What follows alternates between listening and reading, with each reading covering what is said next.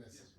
And in talking about the record, I think there's one thing which is very important for us at the NPP to continue to stress. The quality of achievement of this government in various areas, whether it's in health, education, infrastructure development, across board, social and economic, has been one that has affected virtually everybody in the country, at all parts of the country. There's no part of Ghana that can say that somehow or other they've been left out of the programs and developments of this government.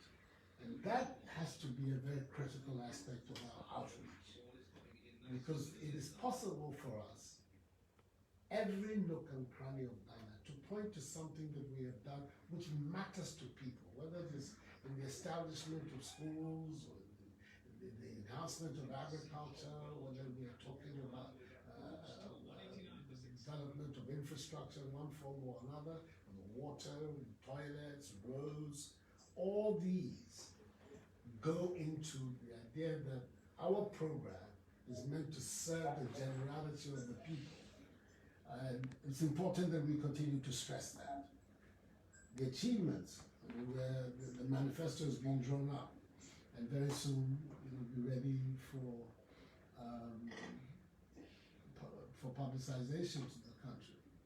I think when you read it, you will be impressed by the narrative, the recital of exactly the quality of achievements that the government has put out. And I think it's important. When it comes to the issue of leadership, well, that one, it's a difficult thing for me to say I am better than somebody else. It's always a difficult thing to do. I think that as far as that's concerned, that's also a question of record. How well the issues have been dealt with. We are also never to forget that when we're dealing with the record, as well as with leadership, to set before the people of Ghana succinctly, clearly, without too many words, the situation we inherited on the 7th of January 2017 is critical. Because without that reference, it's very difficult to measure the quality of the achievement. Well, you have a record, those high rates of inflation, low rates of growth, widespread unemployment, a certain demoralization in the country. Then within 3 years of that, this very grim economic narrative had been transformed. Not only have we been able to deal with the IMF issue, but we have come out of it consistently stronger rates of growth and the rest of it. I know that statistics and everything, the incessant repetition of statistics sometimes can turn a lot of people off.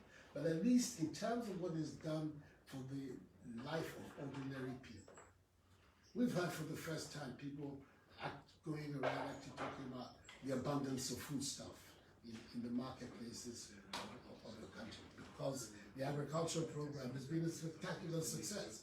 It's important that we put that before.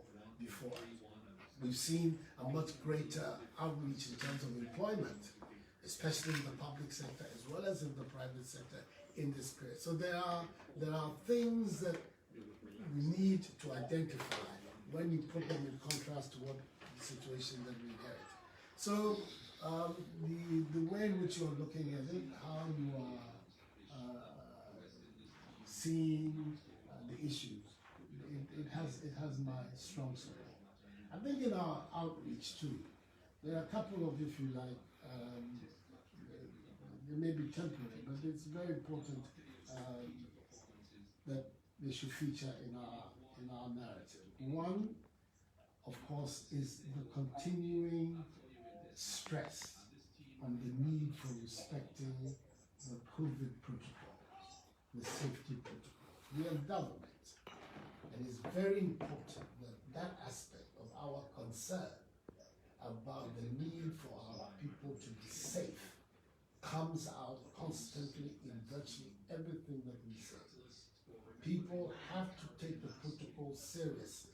We're seeing very high recovery rate in Ghana.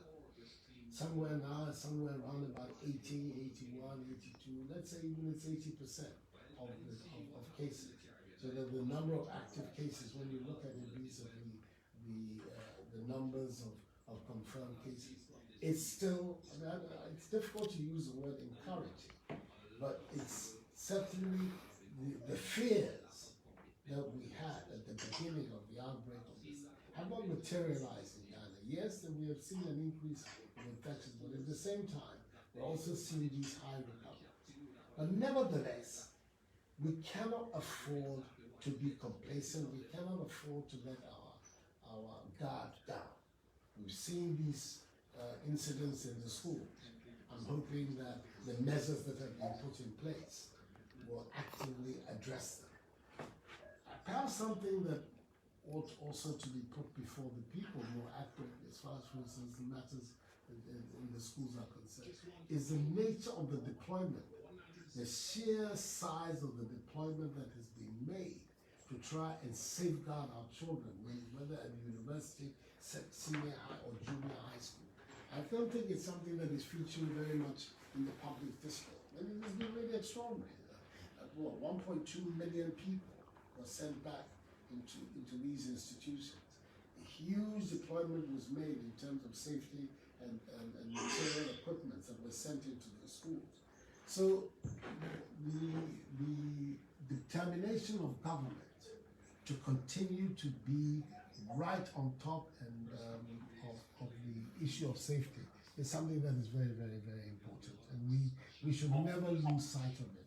Yes, we should. I mean, I am not for the way in which some people want to handle this COVID matter for politics, but the stressing the importance of compliance, of safety.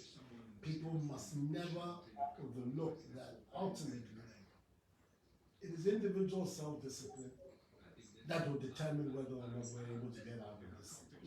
That's not a story just for ourselves, it's a story worldwide in the world. The minute the discipline is there, you see the numbers coming down, and that is what we have to preach. And the second of some significance, the one that will not be a permanent feature of this, of course, is the need for people to register. It's going well. I think that the information that is coming about how the registration exercise is going is encouraging. We need to encourage. We want everybody who's eligible to register.